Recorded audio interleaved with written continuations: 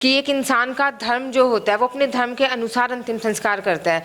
अब जो corona positive dead bodies थी वो ज़रूरी तो नहीं है कि सारी हिंदू हो, उनमें मुस्लिम भी रही होंगी, क्रिश्चियन भी रही होंगी। कम उम्र की लड़की और इतना बड़ा चैलेंजिंग काम, सच में ये काबिले तारीफ़ है। इनकी जितनी तारीफ़ की जाए वो कम है।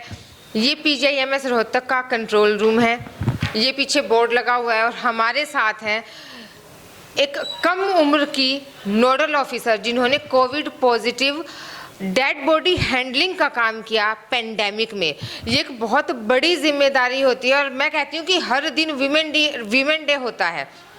इन्होंने जो जिम्मेदारी निभाई है वो सच में काबिले तारीफ़ है। शीतल जी, सबसे पहले तो मैं ये जानूंगी, आपने एक बोर्ड मेंटेन कर रखा है, ये किस तरीके का, क्यों किया गया ये बोर्ड मेंटेन? इसमें हमारा सारा डाटा है कोविड का, जितने हमारे पास वार्ड्स थे, जहाँ जहाँ जितने कौन सा ICU है, कौन से नॉर्मल वार्ड्स हैं, कौन से स्पेशल वार्ड्स हैं, इसमें सारे पेशेंट्स की डिटेल रखी गई है कि हमारे पास टोटल पेशेंट्स कितने हैं, उनमें से पॉजिटिव कितने हैं, कोई नेगेटिव आया है या फिर हमारे पास कोई डेथ हुई है उनमें से। ये सारा डाटा हम इस कंट्रोल रूम के बोर्ड पे मेंटेन करते हैं। शीतल जी, कोविड पॉजिटिव जो डेड बॉडीज़ थी उनको संभालने का काम बहुत बहुत बहुत ही ज़्यादा बड़ा है और अक्सर ये जिम्मेदारी पुरुषों को दी जाती है। आप कम उम्र की हैं, जब आपको ये जिम्मेदारी दी गई तो कोई घबराहट नहीं हुई? कैसा लग रहा था? कैसे संभाली आपने इतनी बड़ी जिम्मेदारी?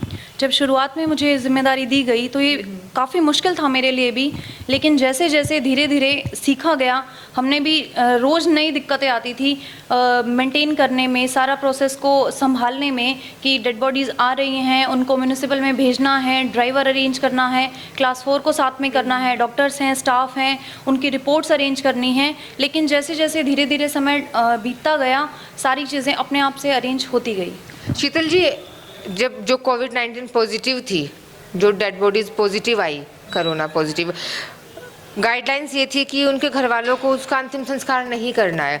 कुछ परिवार वाले ऐसे भी होते हैं कि जो घबरा जाते थे कि जी हाथ खड़े कर देते थे, हम तो नहीं करेंगे इनका। तो उनका जो अंतिम संस्कार था वो आपने कहाँ करवाया रोहतक में? बहुत सारे लोग ऐसे थे जिन्होंने डेड बॉडीज़ लेने से मना कर दिया था, लेकिन उनके लिए हमारे नगर निगम ने व्यवस्था बनाई थी। म्यूनिसिपल कॉरपोरेशन ने एक अलग से 4 कुंड हमें दे दिए गए थे जिनमें हम कोविड पॉजिटिव डेड बॉडीज़ का अंतिम संस्कार कर सकते थे।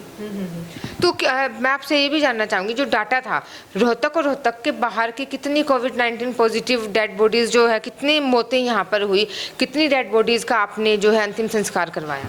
टोटल हमारे पास 463 डेड बॉडीज़ ऐसी थी जिनका हमने अंतिम संस्कार यहाँ कराया गया। उनमें से रोहतक की 163 डेड बॉडीज़ थी। अच्छा शीतल जी, कई बार ऐसा भी होता है कि भावनाएं जुड़ी होती है इंसान की। जब आपके परिवार में किसी की मौत होती है, हमारे परिवार में, तो इंसान ये चाहता है कि हम खुद उसका अंतिम संस्कार करें। कोरोना पॉजिटिव बेशक है इंसान जिसकी डेथ हो गई, लेकिन परिवार चाहता है कि जी अंतिम संस्कार तो हमें करना है, वो जिद पर भी अड़ जाते हैं।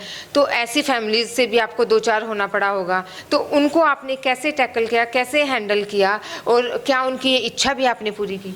हाँ, बहुत सारे लोग हमारे पास ऐसे आए थे कि हम अपने जो घर वाले हैं, हमारे जो रिश्तेदार हैं, उनका अंतिम संस्कार हम अपने हाथ से करना चाहते हैं। उसके लिए सरकार ने एक अलग से व्यवस्था बनाई थी कि जितने भी जो भी एक्सपायर हो रहा है उसके जो घर वाले हैं वो साथ में जा सकते हैं। 5 से 7 लोग वो दूर से सिर्फ उनको देख सकते थे और उनके परिवार का एक व्यक्ति उनको वो PPE किट अवेलेबल कराते थे, उसको वो पहन के अंतिम संस्कार अपने हाथ से कर सकता था।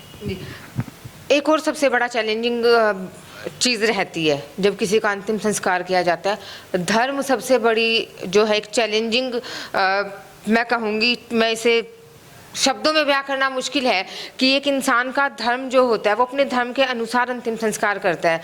अब जो कोरोना पॉजिटिव डेड बॉडीज़ थी वो ज़रूरी तो नहीं है कि सारी हिंदू हो, उनमें मुस्लिम भी रही होंगी, क्रिश्चियन भी रही होंगी। तो उनको आपने कैसे किया?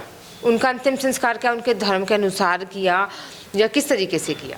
जो अंतिम संस्कार था सबका उनके धर्म के अनुसार किया गया। जो हिंदू धर्म के लोग थे उनको हमने जो वैश्य कॉलेज का शमशान घाट है वहाँ उनका अंतिम संस्कार किया गया। जितने भी मुस्लिम्स हमारे पास अगर कोई डेड बॉडी आती है उनको खोखरा कोट के पास एक वो है कब्रिस्तान है, हमने वहाँ पे उनको उनके धर्म के अनुसार दफनाया गया। और जितने भी क्रिश्चियन अगर हमारे पास कोई आए तो मॉडल स्कूल के पास चर्च है, वहाँ पे उनको कॉफिन में दफनाया गया। शीतल जी, WHO की गाइडलाइन थी कि जो लावारिस डेड बॉडीज़ होती हैं उनका जो है पोस्टमार्टम नहीं करना। पेंडेमिक में ये गाइडलाइंस आई थी क्योंकि कोरोना इतना ज़्यादा बढ़ा हुआ था, पता नहीं कि जो डेड बॉडी है वो कोरोना पॉजिटिव है पर्सन या नहीं, तो उसको आपने कैसे हैंडल किया? जब भी हमारे पास ऐसी कोई अननोन की डेड बॉडी आती है, पहले हम उसका कोविड टेस्ट कराते थे। उसकी रिपोर्ट आने के बाद तय किया जाता था कि उसको हम पुलिस को हैंड ओवर कर पाएंगे या उसको हम कोविड पॉजिटिव की तरह ट्रीट करके उसका अंतिम संस्कार यहीं कराएंगे। अगर तो वो नेगेटिव आ जाती थी तो हम पुलिस को बुला के पुलिस को हम हैंड ओवर करवा देते थे। अगर वो डेड बॉडी पॉजिटिव होती है तो हमको पुलिस को जब भी बुलाना पड़ता है, लेकिन पुलिस की मौजूदगी में उनकी एक आइडेंटिफिकेशन के लिए उसका फ़ोटो क्लिक कराना पड़ता है। सारे लोग किट पहन के उसका एक फ़ोटो क्लिक करके वो अपने पास आइडेंटिफिकेशन के लिए पुलिस वाले रख लेते थे। उसके बाद हम उसको पैक करा के शमशान घाट भेज देते थे अंतिम संस्कार के लिए। जो लोग के परिवार वाले ये चाहते थे कि हम अब अंतिम दर्शन भी करें डेड बॉडी का, तो उनके लिए आपने क्या सुविधा रखी?